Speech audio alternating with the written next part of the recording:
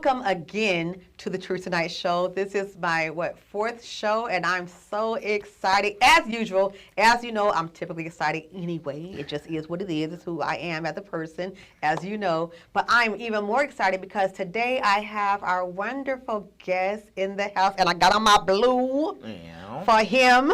And his name is Khalil Bleux, and he is the bomb.com. Hey. But I'm going to let him introduce himself to you instead of me introducing you to him. But before I do, I have one first question. Okay. Before you introduce yourself. Okay. Now, when I met you in 2013, Uh-huh. your name was Derek Hodges. Yes. Now, today, I'm introducing Khalil Bleux. Hey, y'all. Yeah. So, as you introduce yourself, tell me, how do you get to your name? Oh, well, what's up, y'all? So, cat's out of the bag. My full name is Derek Khalil Hodges. And so Khalil is actually my middle name, but it is actually the only name that my mother ever called me my entire life. So it is very special to me. And I lost my mom a couple of years ago, about 6 years ago now. And since then, I've been using it in my art. And blue came, I don't know, I've always been like dyeing my hair, doing, you know, I love colors and stuff. Right. But when I landed on blue, it felt like my soul color. And so my hair has been blue for like the last 9 years. Yes, so since I've met you. people in the community, when they see me, they just have been calling me Blue for years. So when it was time for me to get back to stage and get back to art after I took a break to do some healing, I was like, I was asked by an artist friend, well, like, who are you now as an artist? And from that long conversation emerged Khalil Bleux. So I'm here. All right. I'm here. Same cool swag, new name, you know. Same swag, new name. Everybody got that, right? This is going to be a fun interview. I was looking forward to this interview since I went to one of this young man's shows that he produced, but I'm going to let him tell you about that a little later on. Let's just keep it flowing now. Now, were you born in San Diego? Born and raised. I'm actually a third generation San Diego native. So Okay. I've been here my whole life. My family been here their whole life. My family been here their whole life. So we from here. All right, I got you. I understand that. Now, how old are you? I am 34 years old. So, but don't tell nobody that, y'all, because I work with teens and I still like them to think that I'm one of them. So I'm just. He's 34. He's still a baby, y'all. 34, yeah. So let's get into something, because when you did your show, I heard a lot from you about your childhood, but I want you to tell them, the viewers, about your childhood, if you don't mind. So what we telling the people? What we want to know? Whatever you want to speak about. Oh. I'm okay with it, whatever you want to say. Childhood. Childhood was a saga, one that I'm still growing out of, I think. I think for me, I grew up here in San Diego, and I had a lot of different chapters and a lot of different obstacles in life. Like, by the time I was 8 years old, I entered the foster care system, where I basically lived my whole life until I was 19. Wow. So I'm what they call a child of the system. And I think there's a lot of stories. My body holds a lot of stories about childhood. Yes. And I think that some of them are dark and sometimes scary to revisit, and others are joyful and come with a lot of privilege and creativity, and then there are stories that sometimes they say that God takes you through things in preparation for who you're supposed to be in life. Yeah. And so there are stories about childhood that I used to cry over that I feel so grateful for these days, because now, standing on this side of the lesson, I recognize the purpose for them. So childhood is a layered thing, but I love talking about it, and I love sharing about it, and I love spending time with young people who are in a lot of ways still living through some of the stories that I tell, and it's so cool to be able to be an open book and a learning post and a guide post for young people that are in similar shoes like mine and don't often have people to talk to about some of the things that, you know, I had to survive in loneliness. So I'm really grateful to still be living my childhood. Yeah, I'm reclaiming some of my youth. I'm still out here pretending to be a kid most days. I'm an artist, so I get to play all the time. So I love it. No, that's a good thing. Yeah. So you said you were in foster care system from the age of 8. Yeah. How did that part, you know, make you? I mean, I heard you just say that, you know, some stories are awful, some stories were great, but how did that, in a nutshell, kind of like make you? Yeah, well, so my time in the system is kind of one of those things that are a mixed bag, right? Okay. So like there are a lot of horror stories Right. of growing up. I bounced around a lot between a lot of different systems of care, and I was a foster kid in the 90s, so we didn't. We had a lot of learning to do back then. There's a lot of language and a lot of understanding and a lot of resources and opportunities that are available for foster youth now that just didn't exist when I was going through the foster care system. And so I got to be a lot of people's learning curve, which is good or bad. Right. But some of the positivity that I reflect on my time in foster care, I think, or at least one of the gratitudes that I take away, bouncing around so much, gave me a lot of first-person experiences with a lot of different people. So I grew up in a lot of different households, a lot of different people who looked a lot different than me, spoke different languages than me. I lived in a lot of systems and group homes where you're just interacting with different kids and staff workers and just people from all over. So now in my work, being social, being a people person, being able to understand and accept and deal with folks from different walks of life is now kind of a superpower for me, because it's a thing that I've had to do since I was 8 years old to survive, is just get to know and find a way to feel comfortable with people. And now it is one of the greatest tools that I use in my work, because difference doesn't shake me, and I'm really grateful for that. So that came from, but a lot of survival, a lot of tears, a lot of abuse, a lot of neglect, a lot of lack of resource. I aged out of the system directly into homelessness, so I didn't have there wasn't a lot of structure or support in this system of care at the time, and so I spent a lot of my life trying to pick up the pieces and really being loved on and cared on by strangers and community members and the whole Southeast, really taking care of me and giving me as much ground and as much normalcy as possible at the time. But yeah, foster, I think in a lot of ways, my experience as a child of the system definitely shaped and molded the human I am today.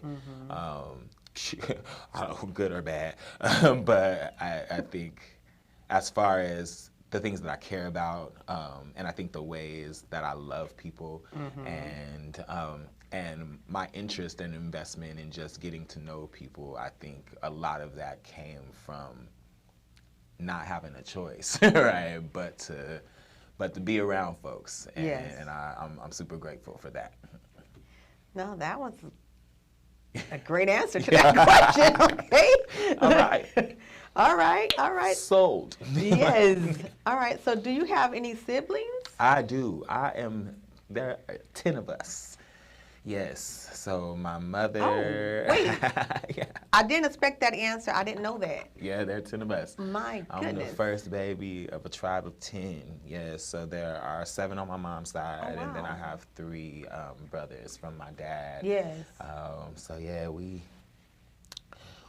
deep. Okay. All right. So So are they creative also? You know what? Actually, yes. There are a lot of a lot of my siblings actually have creative abilities. I have a younger brother who's a great writer. Yeah. And my sister, she keeps it quiet, but she's an amazing rapper. Like Okay. she can spit. So, but she's good. She's very, very musical. But a lot of us, I think we all have different creative talents or quirks, very imaginative kids. Yeah. My mama raised us on imagination. And, you know, I think that's also sometimes a byproduct of growing up poor. You got to get creative Yes. when you ain't got much, and when you got a house full of kids, you gonna make up activities and something to do, and you know she gonna send us outside to play Power Rangers for at least 4 hours a day. So we're very a lot of like theatrical, a lot of really animated, a lot of big personalities. But yeah, my mom is super creative person, and I think we kind of all got a little bit of that from her. That's a good thing. That's a good thing. So your creativity, was it birthed in your childhood? From what sounds like from what you just said, it kind of was through the imagination part. Yeah, I think I arrived to this planet as an artist. Yeah. I really do. I don't know. A lot of people believe a lot of different things with me. I believe that God purposed me for art, and I believe that too, by the way. But go on. and so I think I arrived here, and then I was fortunate enough to be born to an artist. My mother was one of the greatest singers I know. Okay. She amazing voice. She's incredible writer. And she was obsessed with musical theater. So she raised us in the household on Little Shop of Horrors and Grease and all of the like fun, cool things that I still love to this day. Right. So I like pretty much everything I love about art, I got from my mama. So yeah, definitely. Now, I'm going to jump to a different question that Talk has to me. nothing to do with this. It's not in order at this point. Because based on what you just said, I know that I met you acting and kind of singing in the play that we were in 2013. Christmas Uptown. Something about Uptown Christmas. Oh, shout out to Common Ground Theater. Common Ground Theater. But that's where I met him. But but I met you doing that, and then when I went to see your show, I was amazed because I had let me just say this on here, really. I was amazed. I was invited by my son, Dominique Bullock. Shout out to Dominique. You're the bomb. Love you, bro. But who was the musical director for that show. Yeah. And it was his birthday. So I had to show up. And when I came, I didn't know what I was walking into. Just let's be clear. I didn't know what I was coming into. I just knew I was coming to a show that he was doing for mental health. I didn't know anything about it. And I was so amazed. And I was so, I just got my makeup done. I can't cry. Come on, But I was honestly so touched. And I don't never cry on my show. But I was so touched because the trauma that you were talking about, I was dealing with. And it just resonated with me so much because at 51, I'm still getting over the trauma that I went through as a child. And so when you're doing your art and you're expressing about the trauma that you went through and you're being honest about it and you're using art as a way to bring healing, and I'm like, this is so dope. Like a better word. Let me go back to my Christian words. This was so awesome. It was so awesome. But it was just so amazing to me because I've never seen anything like that. And it just, if you have trauma, I'm supposed to interview you, but I'm telling you, but if you're someone who has dealt with trauma, the show that you do is healing for that. And I know I'm probably not even on my papers anymore, but give me a moment. I'll get back to it in a second. But so let's talk about your show real quick because we have to. And I need y'all to know the reason why I have him on my show today is because I need everybody to get back and support this brother's show. Right now, we know mental health is a hot button issue because it's real. We know trauma is a hot button issue because it's real, and people are coming out the woodwork to express that, yeah, I've been through this too. And then also the suicide prevention part is not a game. as we all know, and I know what you do is super serious, but the fact that you can use your creativity and your art and your rapping Yeah. and your singing and live music and paint, and I've seen a lot. Tell me what's all in. First of all, I think the first question about the show is what is all encompassed in this show, because I think there's some elements that I might have missed because I was so overwhelmed when I went. But I realized that there was paintings. What are the paintings about? Yeah, so I'll start at the beginning. What's the name of the show first and Yeah, foremost? so the show is called I Got Soul, and it's written and directed by myself and produced by Dominic Bullock and Matthew Davis. And in the show, I basically tell the story of my life and career across 3 mics. We do one for spoken word, one for storytelling, and one for song. And yeah, in the format, I get it now. it was inspired by Neil Brennan's Netflix special 3 Mics. I have been wanting to write a one-person show for a long time, and it wasn't until I saw the way that he did his Netflix special that I was like, that's my thing. Yes. So we used some inspiration from the format, and I wrote my own version of the show. And basically, it's a story of a family of love, of hope, and healing, where I do some mental health education and talk about my work in suicide prevention through a bunch of vignettes that tell my own personal experiences with mental health and my own and being a survivor of my own attempt, as well as a survivor of suicide loss in my life.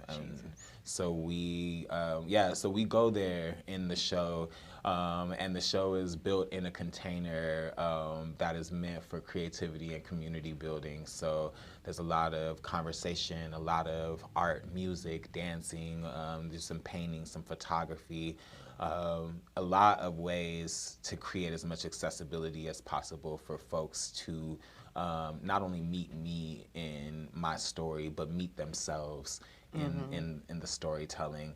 And I'm really excited about how it's moving right now. And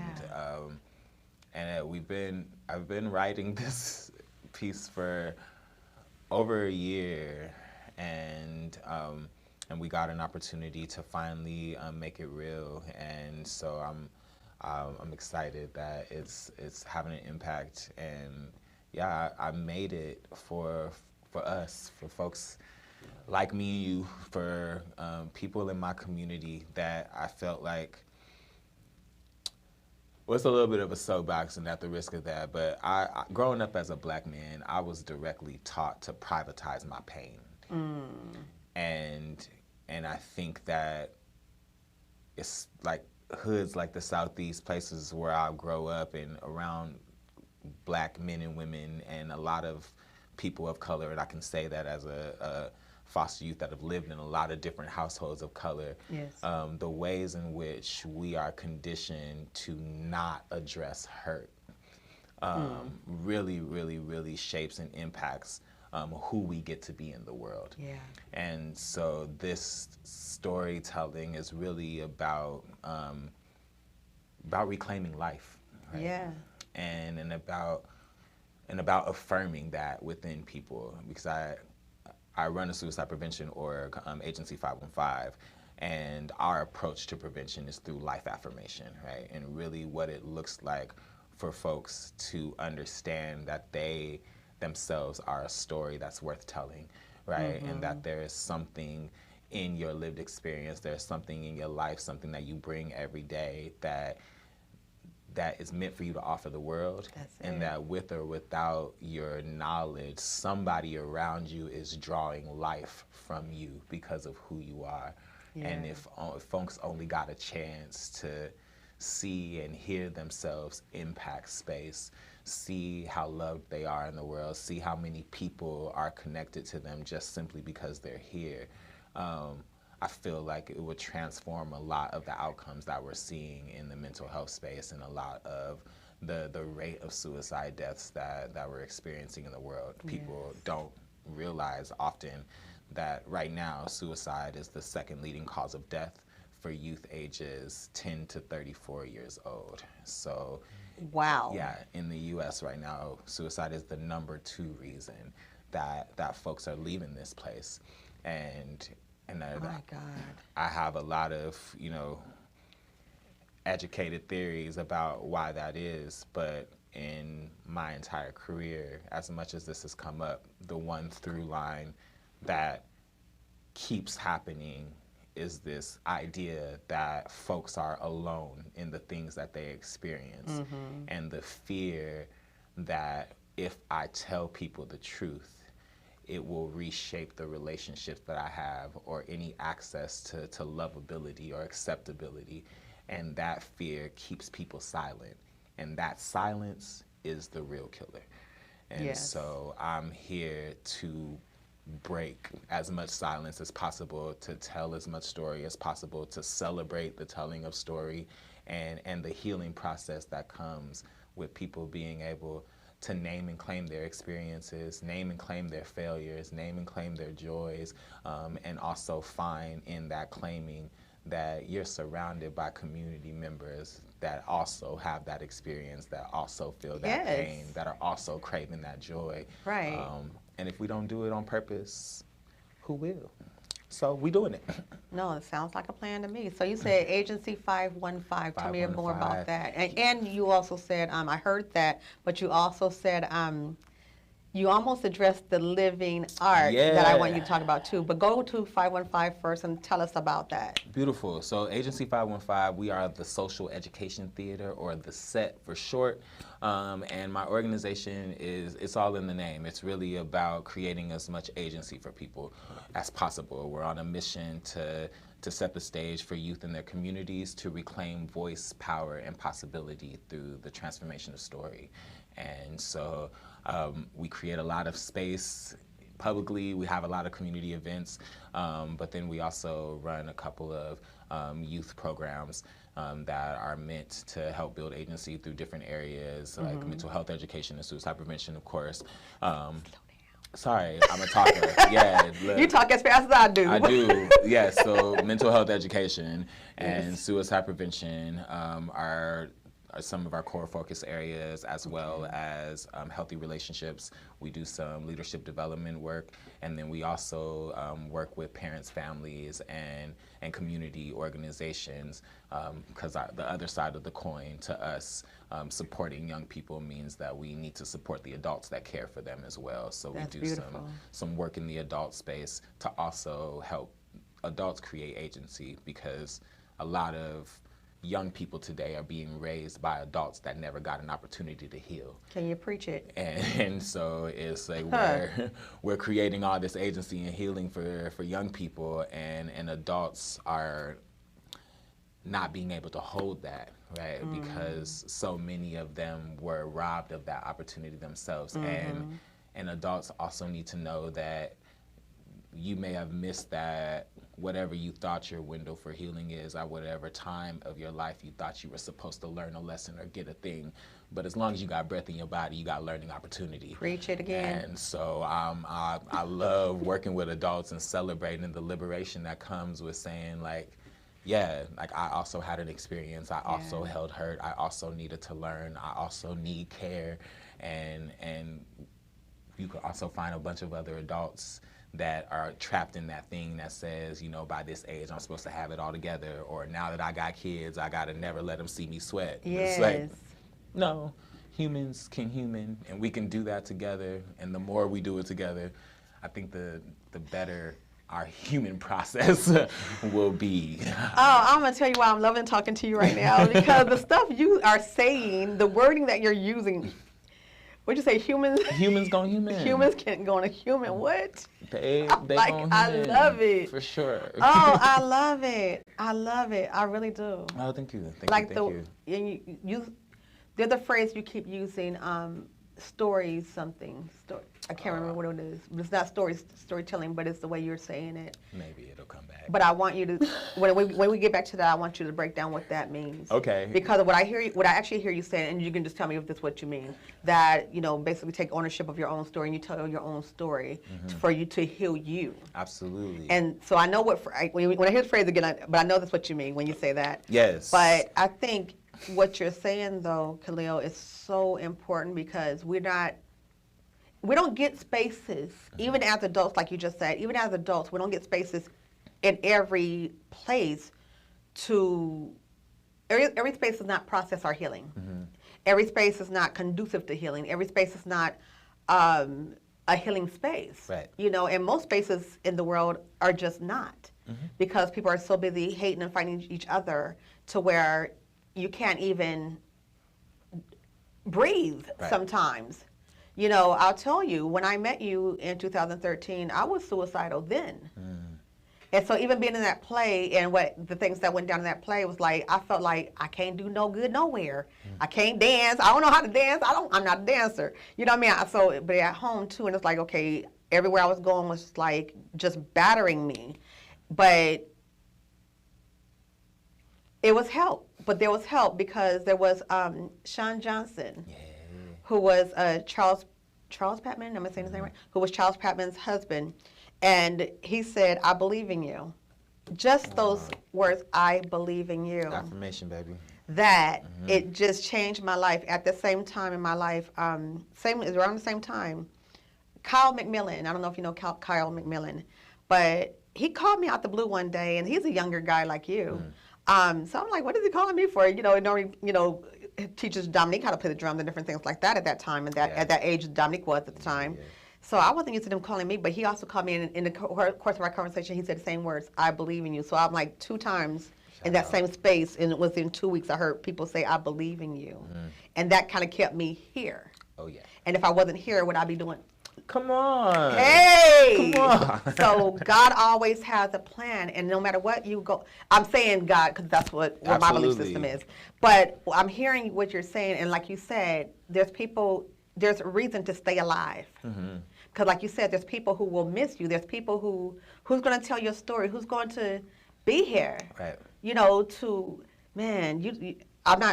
I ain't trying to take over your, look, no, I'm just hearing what you're saying. This is your stage. No. I'm just hearing what you're saying. No, and it's just speaking so much to me because I so am that person who speaks about trauma, speaks about, changing, and becoming something better all the time because we're all a work in progress. And it's like, yeah. I do, and I firmly believe in that. And I think, like, also what we teach in our space, it's like some people need an opportunity for compassion around their lived experience, right? And some space to separate who you actually are from what you've been through. And I think that we also, the word agency speaks to choice. Yeah. And choice is a tricky thing if you come up under systems of oppression and live in environments of survival, right? Choice is not a thing that we get in privilege like some other spaces. Yeah. So when you grow up and your choices look like jump off a cliff or get pushed, is it really a choice? Right. And so a lot of people who are walking around being challenged in their hope and their healing, a lot of the things that they're looking at look like this or that, yes or no. Your choices are limited to what your circumstances and what your environment and frankly what society has limited to you. And if you don't get an opportunity to get an outside perspective, if you don't get somebody that's willing to come into there and spread some creativity around and give you a chance to look at other pathways and also learn for yourself that some of the conditions in your life were chosen for you and they're not about who you are, and some of the ways in which you navigate those obstacles and those choices don't also equate to who you are. Yeah. And some of the things, some of the ways that we have to soothe ourselves and some of the people that we have to become in survival also doesn't tell a complete story of who we are. And so when people get a chance to learn that some of the things that we're dealing with have a name, and they have a function, and that they existed before you, and that some of the design around those things were designed way before you got here, and that there's a whole lot of people like you that are being challenged in similar ways by those similar things. It takes a little bit of the pressure off of us to be perfect and happy and healing and to be doing things correctly all of the time. It's just like some of this is just in our human experience. And a lot of what is required upon us when we're challenged by the system is to build community. You need people around you that can affirm that the things that you're going through live in a Me Too space, right? That it's not, that it isn't for you to carry shame because you ain't got groceries this month. Come on. Right? Because I ain't got none either. Right? But you know, it's like, but there's something about the way that we love and heal on each other that looks like I'm gonna take my piece of bread and your can of soup and we gonna have a meal at once. And I think that healing works exactly the same way. There's something that you're holding in your truth, in your story, in your experience, in your perspective that I may not be able to see in mine. And I may have a little bit of peace that you need. And if we don't ever get a chance to have honest dialogue, if we don't get to talk without shame or humiliation or violence, right? Then how do we both get full? How do we both know that we got the missing ingredients? And so I love activating dinner table conversations, and I love activating spaces and concerts and places where people don't expect to have a real experience, because that's when you find them in their authenticity. So you find people willing to talk, willing to listen, you know, willing to do some of the things that are healing like that. And I can't tell you how many times, similar to what you're sharing, that a person has saved my life with a few words. And didn't even know that I needed them that day. That somebody who just liked my outfit and wanted a hug that day didn't know how bad I needed to be held. And it's like, and sometimes we might miss those opportunities to be in community with folks if we're not intentionally gathering and setting and to do so. And so I think I feel really privileged and really excited to exist as a person who can facilitate that kind of space. No, it's a beautiful thing. The other thing that when I'm hearing you speak about that, the other thing that I was thinking is knowing when to disarm yourself, because sometimes we're so used to sitting on ready. For sure. Because especially if you grew up in a volatile or violent situation, you're always sitting on ready to defend yourself. And it's like the space that you do offer, it was disarming. We were able to put our stuff down, you know, our fighting stance down and just go and relax. You know, because every space is not a fight ready to happen. You know, but I think sometimes also when we go into especially our community, you know, it's like everybody's sitting on ready. It's like no. This, but we don't get a chance to even have the bread and the soup. If you sit on ready, you know, I can't even get to you to let you know that okay, I'm here to bring you love. Like you're.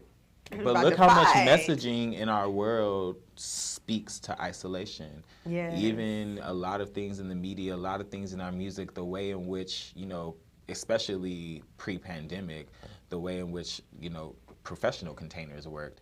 You know, you're taught to come to work and leave your personal at the door. That's it. You're taught that your coworkers are not your friends. You're taught that, you know, it's every man for himself. Oh, I got to focus on me.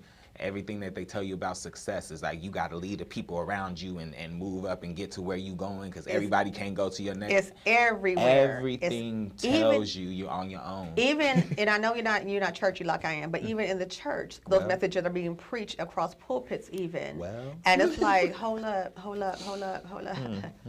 Hold up, that's not quite accurate, because we do need each other. 100%. We don't do this world alone. Nobody gets anywhere alone. Loneliness is the lie of an institution. Nobody is alone in this world. That's and nobody it. should be. Nobody should be carrying burdens by themselves. Nobody goes through pain alone. It is just not possible for us to exist in isolation well. We are humans, creatures that are hardwired for connection. Everything in our body is produced to be with one another.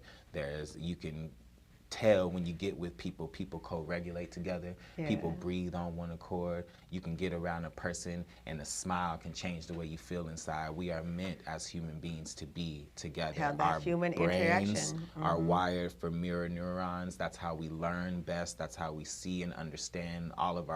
Most of our language is body language, nonverbal communication. Right. It's all meant for us to be in community together. So a lot of the illness that we experience comes from us living this lie of alone. And I really get excited about people realizing that it don't have to be that way. I'm gonna need you to write the poem called "Living the Life Alone." Done. I am so serious. The way you talk, the way you speak, and I don't know if anyone is catching this, but I'm catching it because I'm creative also. So when you hear someone speaking and they're speaking the way you speak is creative. I need you to understand this. Okay, You're speaking in poetry as you're talking, and I'm hearing things that not normal people, but creatives are not normal. So I'm okay with that. No, we're not. I claim my abnormality for sure. It is what it is, and it's all good. But no, really, I've embraced my weird. I'm good with it. Yeah, no, for sure. You know, but the way you speak is even in poems. So it's really good to hear, and I mean, like, I'm trying to express that totally, but I don't think I can really express it totally. I feel the energy, and I but appreciate no, it. it's really good. Okay. It really is. Like, it's wow, it's almost like you're almost rapping or singing when you speak, even though I know you're not at the time. Bars on bars. Not right now, not. Yeah, I can't even do that. Anyway, look, I can't even do that. My little churches wouldn't let me do it. Anyway, okay, so I'm not going to ask. We're going to go to personal now. We have done enough about your career. We've been off the paper for a little while, y'all. I don't know if you knew that. So how would you describe your life right now? Blessed and lucky as heck, man.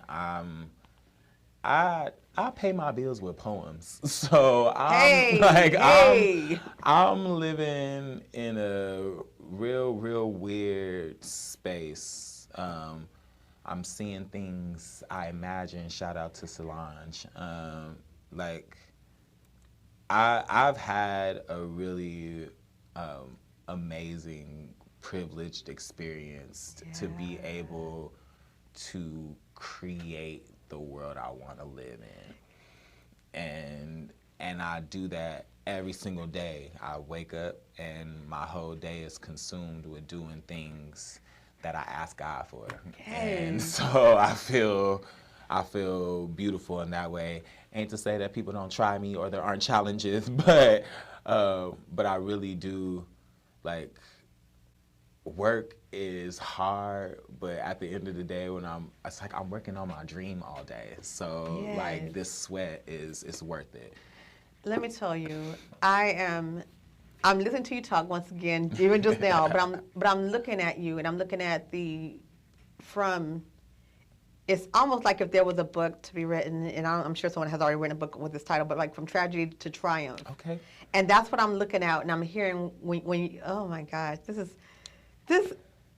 such a weird interview for me because it's so good, but it's so good for different reasons. Each interview that I do is good for different reasons. I love that. But this one is good for me today because it's healing, and because it's.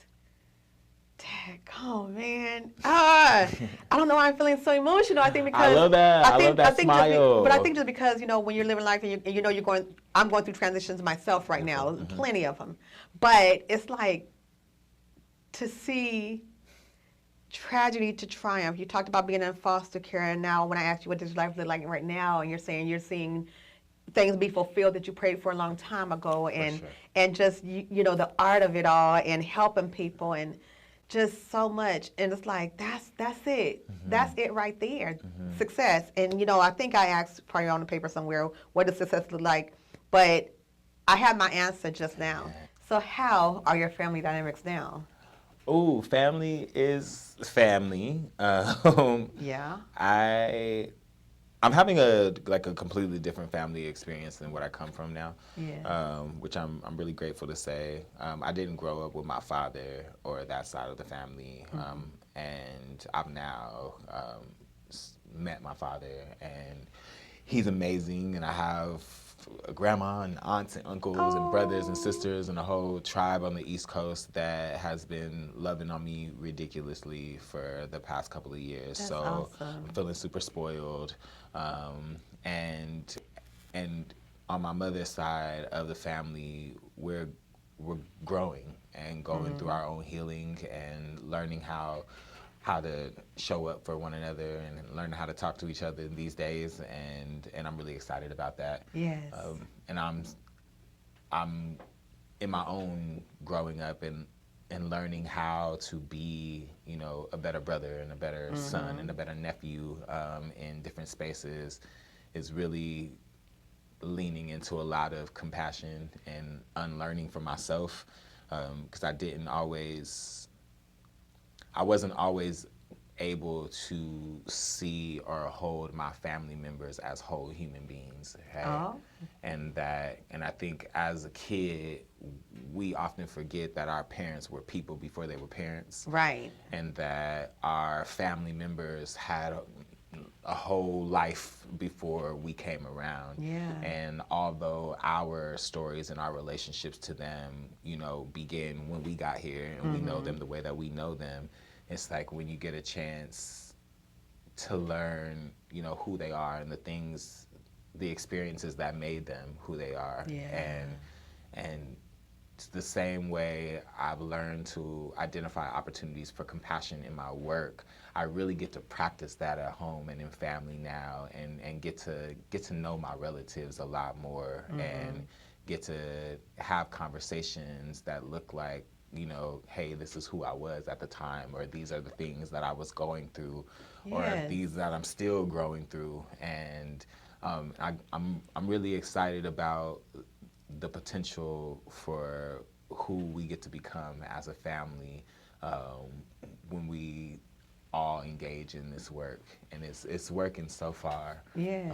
And I'm really grateful for that, because I think that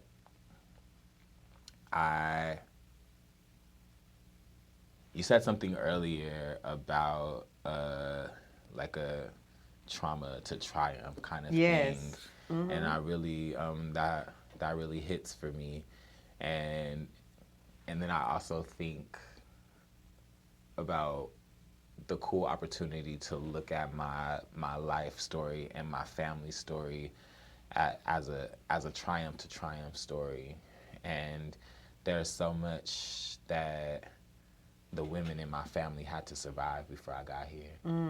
Okay. And there's so much story that my mother and my grandmother and her sisters and the men in my life are holding, and they unfortunately lived in a world that told them that the things they can't talk about who they are in fullness, they can't be. A lot of that they were denied, and I get a lot of privilege to show up as me in the world. Yes. And so I think it's my job as a person who's, almost an adult. 34. He is 34. That's a full-grown adult. Okay. Bust me out. As a person who's an adult now, it's some of my privilege and some of my responsibility to give some of that liberation back to my family. Yeah. And to spend time with my aunts that just loving on who they are now and celebrating the survival that they had to endure, and really opening up some doors for them to get back some of the things that they might have left behind, or some of the joys that we didn't get to experience growing up because we were healing and hurting and surviving. So it's time to have some fun now. We're having fun. So while we go and have some fun, can you share a poem with us, a spoken word? Because that's going to be fun for me. Fun. It's going to be fun for our... Okay. Don't, you know what? I wanted something deep earlier, but I don't want anything deep. If you have something just a bit more... It's up to you. Okay, Whatever I you can got. give you something with a bounce, I think. Yeah, somewhere to bounce. Because we're in triumph now. Yes, triumph. So.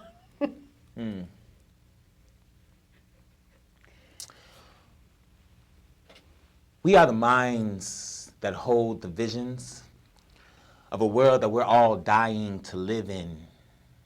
So it is up to us to be the difference in the world that we want to see. You see, real change, it starts as an idea, and then it grows on us all. It is up to us to plant the seeds. So what will you say?